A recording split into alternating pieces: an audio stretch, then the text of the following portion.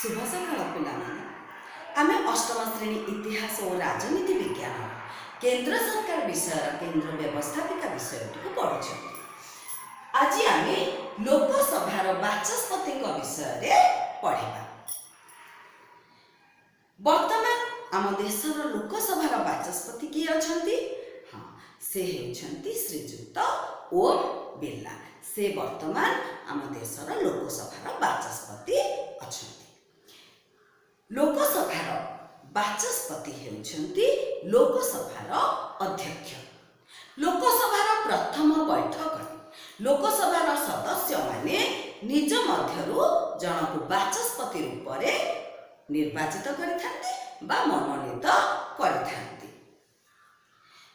साधारणतः बाचस्पति जने शासक दलर सदस्य होइथांती। बाचस्पति भावरे निर्वाचित हेबा परे से दलीय आनुगत्य अलग रही निरपेक्षता अवलंबन करिथांती। राष्ट्रपति लोकसभार अधिवेशन को आह्वान करिथांती, ताको अनिर्दिष्ट काल पर्यंत प्रलंब रखि पारंती बा राष्ट्रपति चाहिले लोकसभा को भंग कर दे पारंती।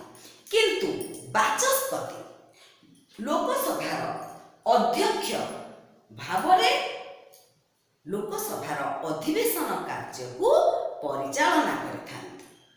से गृहरे शांति श्रृंखला रक्षा करिथांती, गृहर नीति नियमावली को व्याख्या करिथांती, गृहर सदस्य मानकर अधिकार आ सुविधा सुजोग को से सुरक्षा प्रदान करिथांती। जदि कोनोसी सदस्य गृहरे विशृंखला सृष्टि करंती तेबे तांकर विशृंखलित आचरण पई बाचस्पति तांको बहिष्कार करि पारंती बा निलंबित करि पारंती। कोनोसी साधारण चिठा आईन बा बिल ताहा अर्थ संबंधी बिल की नुहे ताहा बाचस्पति ही स्थिर करिथांती। साधारणतः बाचस्पति कोनोसी साधारण चिठा आईन बा बिल र सपक्ष रे बा विपक्ष रे मत व्यक्त करि नथांती बा भोट दे नथांती। किंतु जेते बेले कोनोसी साधारण चिठा आईन बा बिल रो सपक्ष रे आ विपक्ष रे समान संख्यक भोट मिली थाए, सेते बेले बाचस्पति निजर निर्णायक भोट प्रदान करी बिल रो भाग्य निर्धारण करिथांती। गृह कार्य समापन रे जदि विशृंखला सृष्टि हुए तेबे बाचस्पति गृह कार्य को मुलतवी रखी पारंती। एबे आमे उपबाचस्पति विषय रे पढ़िबा। लोकसभार उपबाचस्पति लोकसभार सदस्य माने जनकु उपबाचस्पति रूप रे निर्वाचित करिथांती।